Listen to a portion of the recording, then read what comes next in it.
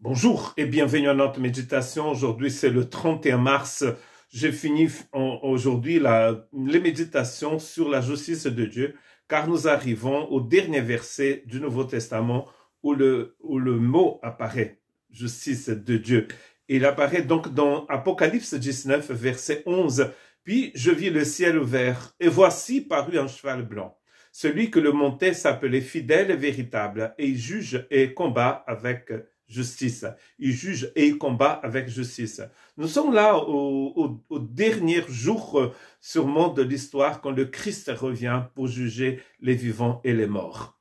Et ce texte d'Apocalypse l'est suivi bien sûr par ce verset du chapitre 19 qui parle des noces de l'agneau. Nous sommes là alors dans ce moment éternel où l'épouse rencontre en fait son Seigneur, son époux. Ce Christ, il juge et il combat avec justice, bien sûr. Il vit, il réfléchit, il pense, il existe en justice. Et quand il juge aussi en justice. Ça ne peut pas être autrement. On ne peut pas penser que le Christ qui vit et qui proclame la justice, c'est un Christ différent de celui qui vient juger les vivants et les morts. C'est le même Christ. Tout ce qu'il fait, il fait en justice. Nous trouvons aussi dans Apocalypse chapitre 1, verset 5, un descriptif de ce Christ dans la révélation que Jean a eue du Christ, du Seigneur.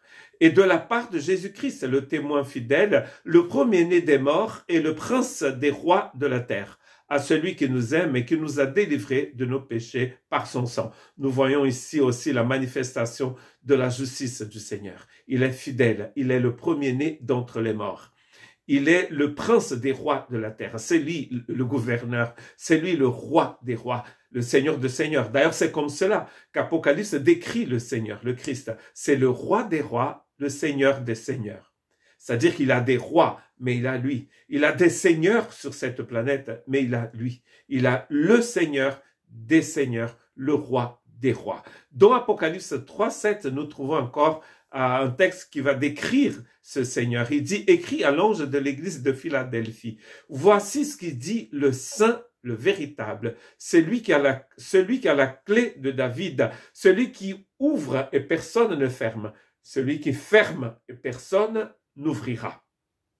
Vous voyez que nous avons en face de nous quelqu'un qui est très puissant. C'est sûr que dans le verset précédent, il dit qu'il nous aime. C'est un Seigneur puissant, un roi puissant qui nous aime. Mais tout en nous aimant, tout en étant notre ami, il est saint. Il est véritable. Il a la clé de David. Cela veut dire, c'est une expression qui vient du livre d'Ésaïe, cela veut dire que lui, il a la clé qui ouvre, mais il a aussi la clé qui ferme. La porte qu'il ouvre, personne ne peut fermer, mais celle qui ferme, personne ne peut ouvrir.